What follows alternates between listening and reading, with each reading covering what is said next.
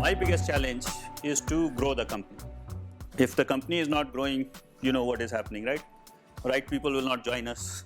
Existing people will not have growth opportunities. Then all we have to do is focus on cost reduction, because that's the only way to increase profitability of the company. And I've been in one of those organizations where company was not growing. And every year we used to have cost reduction targets. Now, you know, from a mature product, how can you reduce cost? So one of the things we could do, some of the mechanical engineers will relate to it, is take the steel parts, make them out of plastic. Yeah, with plastic is better in many ways from steel or some of the metals. Many of the properties are superior. But anyways, that's what we used to do, right? Because we used to work with GE, and their salespeople will come and will redesign some of the products to reduce the cost, reduce the weight, whatever attributes are. While we are growing, we have to make sure our growth is good growth. So you have seen a lot of companies grew, and then what happened? They blew up, right? So let's talk about what is good growth. Basically, I thought about it in three ways. One is it has to be profitable growth.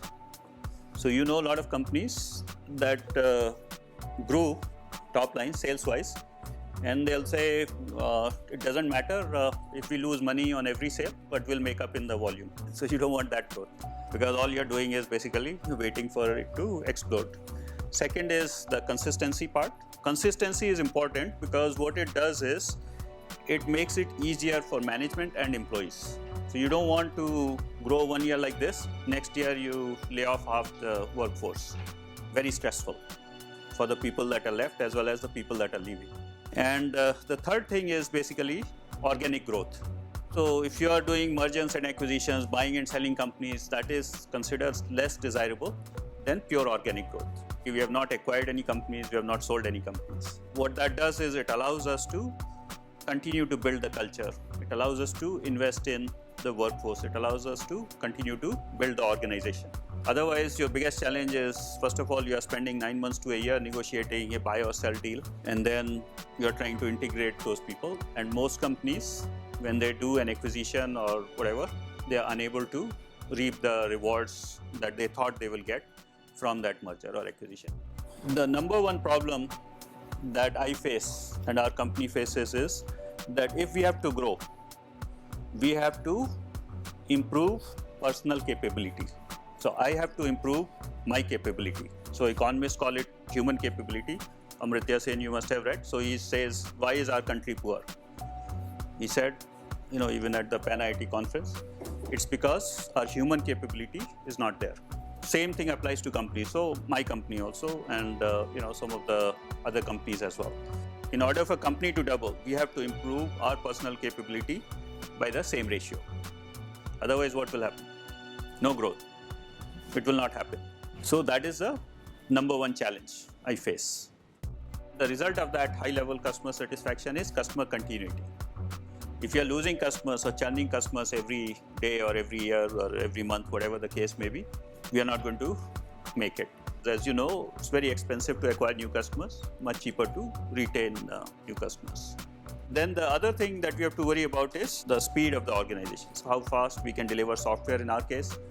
In the case of cars, how fast you know, those companies can introduce new models. The second is obviously adaptability around that. So how we can adapt to changes. Many of us, we have been part of organizations where, for example, a new computer comes, new operating system comes, nobody installs it. Like in our company, I'm the first one to install the new operating system. I'm already running Windows 10 as well as new version of Microsoft Office 2016, which is in beta. If I want our organization to be adaptable, I have to be adaptable myself. And how can I send a message to the company if I'm not doing it? If I'm doing it, they get the message. So I post it on our company pages and, you know, just tweet and all these things internally that, hey, that's what I'm using. I like this feature. This is working for me. This is not working for me. How have you? This is a bug in the product. Do you have any workaround around that? So it's basically culture or the organization. So every year we just completed our performance review system. We had several employees that came to our HR manager and said, look, we did not get the increase we were expecting. What is the answer to that? They did not invest in increasing their personal capability so that they could be more productive. They were doing the same thing exactly the same way using the same tools as last year. So if they are doing the same thing as last year, you think they can get paid more? They said, whatever, I've been here, 4 years, 2 years, 10 years, whatever. I should get paid more just because I repeated my same job 20 times. But that's not how it works, right? Because as a company, what do we have to do? Our customers come to us every year and say, look, last year you sold this car or these services for this much money. We would like 10% reduction year over year. Strong processes, changing processes, increase productivity. That's why you have processes, right? To make sure people are productive by using newer software, by using newer machinery, right? Robots and all these things. We were one of the early adopters of cloud. How an organization is able to use technology to improve their processes. In our case, we were using that for communication. Partly it was out of necessity, partly it was by design. Similarly, we have an accounting system, it's also on the cloud.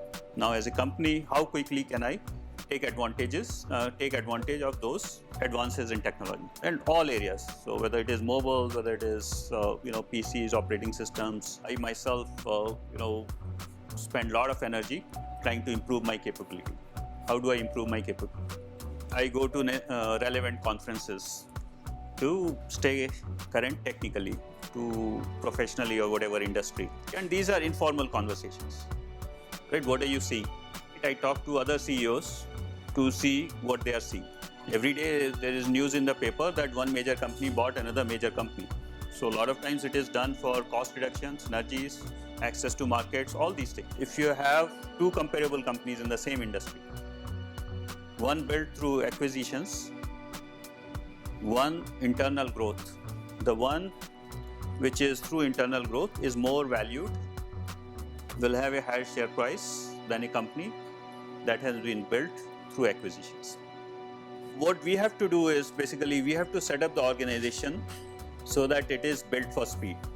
So in fact, the essence of our entire company is faster time to market. So we do things which these large organizations cannot do on their own. So that means we have to have all of these things to support that basic premise. So for example, many of our clients, they come to us because they think we can get their things done faster. They can increase their internal efficiency. They can do more work on their own, right? So that's the basic idea. So what we have to do is we have to have operational effectiveness. That's how you adopt, that's why you adopt the technology, right? We are not doing it for technology's sake. We are not buying new software just because it looks good. Our end goal is what? Increase productivity. I know you work very hard, or most startups work very hard. We had to do the same thing. The basics of business have not changed over centuries.